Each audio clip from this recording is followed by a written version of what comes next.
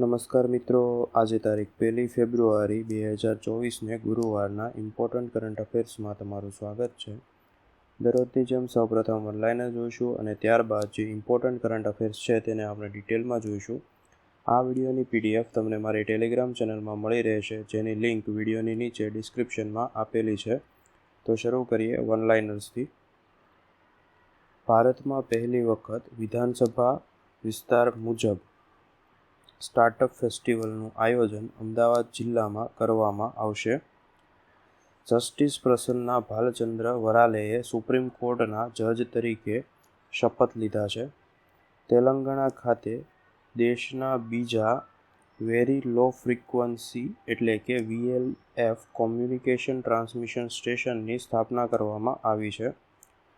ઓડિશા ખાતે ચોથા રાષ્ટ્રીય ચિલ્કા પક્ષી મહોત્સવનું આયોજન કરવામાં આવ્યું છે. ઓલાના સ્થાપક ભાવિશ અગ્રવાલનું AI સ્ટાર્ટઅપ કૃત્રિમ 2024માં ભારતનું પ્રથમ યુનિકોર્ન સ્ટાર્ટઅપ બન્યું છે. સમાચારમાં રહેલ ભૂકીછારો રોગ એ રાઈ, જીરું, ધાણા અને વરિયાળીના પાકોમાં ફૂગ દ્વારા ફેલાય છે. ગુવાહાટીમાં આયોજિત 34મી સિનિયર નેશનલ ફેન્સિંગ ચેમ્પિયનશિપમાં ગુજરાતના ખેલાડી મિતવા ચૌધરીએ કાંસ્ય ચંદ્રક જીત્યો છે. સમાચારમાં રહેલ નેચર ફેસ્ટનું આયોજન આહવા, ડાંગ ખાતે કરવામાં આવશે. ઇન્ડોનેશિયા ઇન્ડિયા બિઝનેસ ફોરમનું આયોજન નવી દિલ્હી ખાતે કરવામાં આવ્યું છે. શીશ ફાઉન્ડેશન દ્વારા you pedal we donate theme સાથે સાયક્લોથોન 2024નું આયોજન સુરત ખાતે કરવામાં આવ્યું હતું. સમાચારમાં રહેલ Indian institute of mass communication એટલે કે ભારતીય જનસંચાર સંસ્થાનને ડીમ્ડ યુનિવર્સિટી ઘોષિત કરવામાં આવી છે. કુરુક્ષેત્ર યુનિવર્સિટી કે જે કુરુક્ષેત્ર હરિયાણામાં આવેલી છે, ત્યાંના મનોવિજ્ઞાન વિભાગમાં Rekhi centre of excellence for the science of હેપીનેસનું ઉદ્ઘાટન કરવામાં આવ્યું છે. National telecommunication institute for policy research, innovation and training NTIPRIT Ghaziabad દ્વારા IIT રૂરકી ખાતે 5G use case labs, awareness and pre commissioning readiness પર વર્કશોપનું આયોજન કરવામાં આવ્યું હતું. ઉદ્યોગ અને આંતરિક વેપારના પ્રોત્સાહન માટેના વિભાગ એટલે કે department of industry and internal trade એટલે કે DPIIT દ્વારા સ્થાનિક ઈ-કોમર્સ વૃદ્ધિને વેગ આપવા, કારીગરો અને ખેડૂતોને પ્રોત્સાહિત કરવા દેશવ્યાપી વન ડિસ્ટ્રિક્ટ વન પ્રોડક્ટ સંપર્ક અભિયાન અથવા તો ઇવેન્ટ્સનું આયોજન કરવામાં આવ્યું છે. તાજેતરમાં ભારતમાં નવા 5 રામસર સ્થળોનો વિશ્વ કક્ષાએ સમાવેશ કરવામાં આવ્યો છે. આ સાથે ભારતમાં રામસર સાઇટ્સની સંખ્યા કુલ 80 થઈ છે. આ નવા ઉમેરાયેલા 5 રામસર સ્થળોમાં અંકસમુદ્ર બર્ડ કન્ઝર્વેશન રિઝર્વ જે કર્ણાટકમાં આવેલું છે, અધનાશિની એસ્ટ્યુરી જે પણ કર્ણાટકમાં આવેલું છે, મગડી કેરે કન્ઝર્વેશન રિઝર્વ એ પણ કર્ણાટકમાં આવેલું છે, કરાઈવેટ્ટી પક્ષી અભયારણ્ય જે તમિલનાડુમાં આવેલું છે અને લોંગવુડ શોલા રિઝર્વ ફોરેસ્ટ એ પણ તમિલનાડુમાં આવેલું છે. આમ નવા ઉમેરાયેલા 5 રામસર સાઇટ્સમાંથી 3 કર્ણાટકમાંથી અને 2 તમિલનાડુમાંથી સમાવેશ થઈ છે. આ સાથે આજના વનલાઇનર્સ પૂર્ણ થયા. હવે જે ઇમ્પોર્ટન્ટ કરંટ અફેર્સ છે તેને આપણે ડિટેલમાં જોઈશું. તો પેલું છે રાષ્ટ્રીય ચિલ્કા પક્ષી મહોત્સવ. રાષ્ટ્રીય ચિલ્કા પક્ષી મહોત્સવનું આયોજન 26થી 29 જાન્યુઆરી દરમિયાન ઓડિશાના ચિલ્કા સરોવરમાં કરવામાં આવ્યું હતું. આ મહોત્સવનું ઉદ્ઘાટન ઓડિશાના મુખ્યમંત્રી નવીન પટનાયક દ્વારા કરવામાં આવ્યું હતું. પક્ષીવિદોએ ચિલ્કા સરોવરમાં આવેલા મંગલા જોડી અને નલાબાના અભયારણ્યમાં વિવિધ પક્ષીઓની ઝાંખી મેળવી હતી, જેમાંના મંગલા જોડી અભયારણ્યને એશિયાના પક્ષીઓનું સ્વર્ગ કહેવામાં આવે છે. આ મહોત્સવમાં ટકાઉ પ્રવાસન અને પક્ષી સંરક્ષણના સંતુલિત વિકાસનું લક્ષ્ય રાખવામાં આવ્યું છે. ત્યારબાદ એઆઈ સ્ટાર્ટઅપ કૃત્રિમ ઓલાના સ્થાપક ભાવિશ અગ્રવાલનું આર્ટિફિશિયલ ઇન્ટેલિજન્સ સ્ટાર્ટઅપ કૃત્રિમ $1 બિલિયન મૂલ્યાંકન પ્રાપ્ત કરવાની સાથે તે ભારતનું વર્ષ 2024નું પ્રથમ યુનિકોર્ન સ્ટાર્ટઅપ પણ બન્યું છે. કૃત્રિમને મેટ્રિક પાર્ટનર્સની આગેવાની હેઠળના ફંડિંગ રાઉન્ડમાં $50 મિલિયન પ્રાપ્ત થયા હતા. આમ કૃત્રિમ ભારતનું પ્રથમ એઆઈ યુનિકોર્ન બન્યું છે. કૃત્રિમ એક લાર્જ લેંગ્વેજ મોડેલ એટલે કે LLM છે, જેને 2 ટ્રિલિયનથી વધારે ટોકન્સ દ્વારા તૈયાર કરવામાં આવેલું છે. લાર્જ લેંગ્વેજ મોડેલ એ ભાષા અને સ્ક્રિપ્ટનું અર્થઘટન કરવા માટે એક કસ્ટમાઇઝર ટોકનાઇઝરનો ઉપયોગ કરે છે. ત્યારબાદ very low frequency communication transmission station ભારતીય નૌકાદળની ઈસ્ટર્ન નેવલ કમાન્ડ કે જે વિશાખાપટ્ટનમમાં સ્થિત છે તેના દ્વારા તેલંગાણાના વિકારાબાદમાં દામાગુડેમ જંગલ વિસ્તારને દેશના દ્વિતીય very low frequency community transmission station માટેના સ્થળ તરીકે પસંદ કરવામાં આવ્યું છે. નૌકાદળ માટે નવા ટ્રાન્સમિશન સ્ટેશનની ભૂમિકા પર ભાર મૂકતા જહાજો અને સબમરીન સાથે અસરકારક સંચાર જાળવવા માટે વેરી લો ફ્રીક્વન્સી સંચાર નિર્ણાયક રહે છે.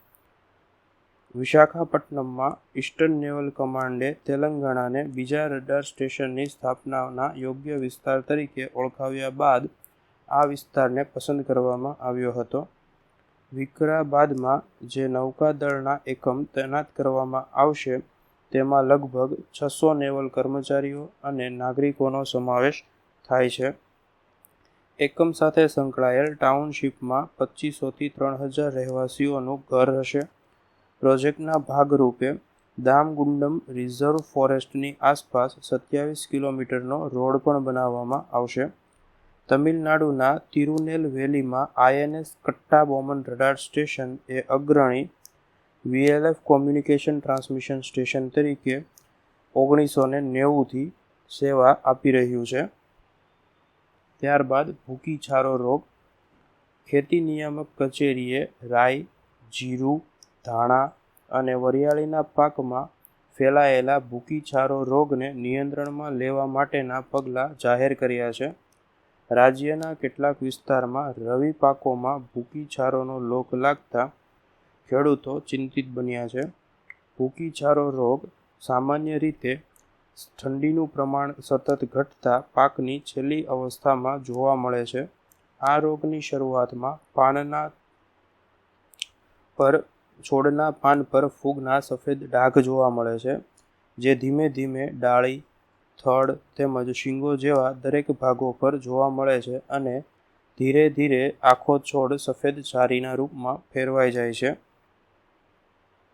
ત્યારબાદ વન ડિસ્ટ્રિક્ટ વન પ્રોડક્ટ સંપર્ક પહેલ department four promotion of industry and internal trade તેની વન ડિસ્ટ્રિક્ટ વન પ્રોડક્ટ સંપર્ક પહેલ હેઠળ દેશવ્યાપી કાર્યક્રમોનું આયોજન કરી રહ્યું છે.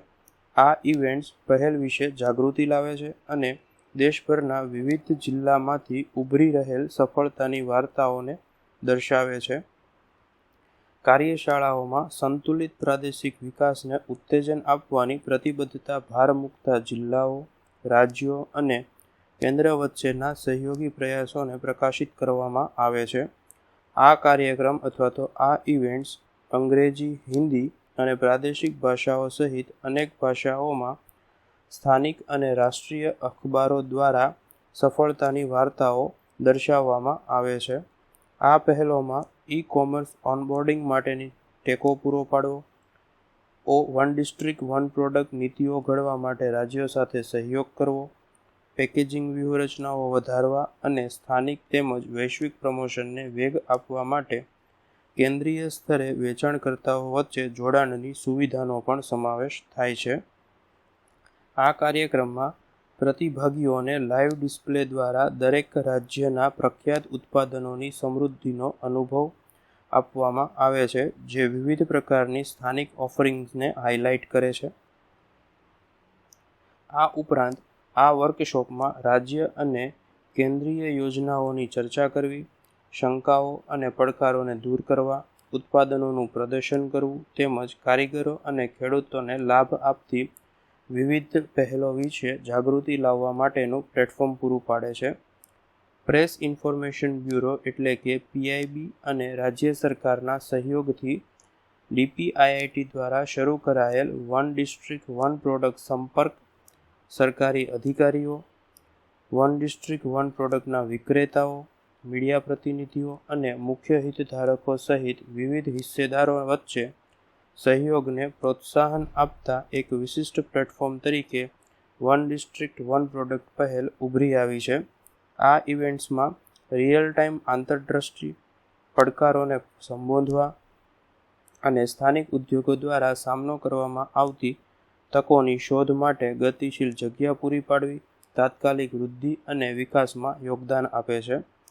જેમ જેમ વન ડિસ્ટ્રિક્ટ વન પ્રોડક્ટ પહેલ સંપર્ક સતત વિકસિત થઈ રહ્યો છે તેમ વર્કશોપ માત્ર સફળતાની વાર્તાઓ પ્રકાશિત કરવામાં જ નહીં પરંતુ પડકારોને સંબોધવામાં અને દેશભરમાં વન ડિસ્ટ્રિક્ટ વન પ્રોડક્ટ પહેલ માટે વધુ સમાવિષ્ટ અને સમૃદ્ધ ઇકોસિસ્ટમ માટેનો માર્ગ મોકળો કરવામાં પણ નિમિત્ત બની રહ્યું છે. આ સાથે આજના કરંટ અફેર્સ પૂર્ણ થયા. જો વિડીયો ગમ્યો હોય તો લાઈક કરજો. અન્યને ઉપયોગી થાય તેવું જણાય તો વિડીયો તેમની સાથે શેર કરજો. વિડીયો અંગેના પ્રતિભાવો વિડીયોની નીચે કોમેન્ટ દ્વારા જણાવી શકો છો અને દરરોજ આવી કરંટ અફેર્સને લગતી વિડીયો અપડેટ્સ મેળવવા માટે ચેનલને સબસ્ક્રાઇબ કરજો. Thank you.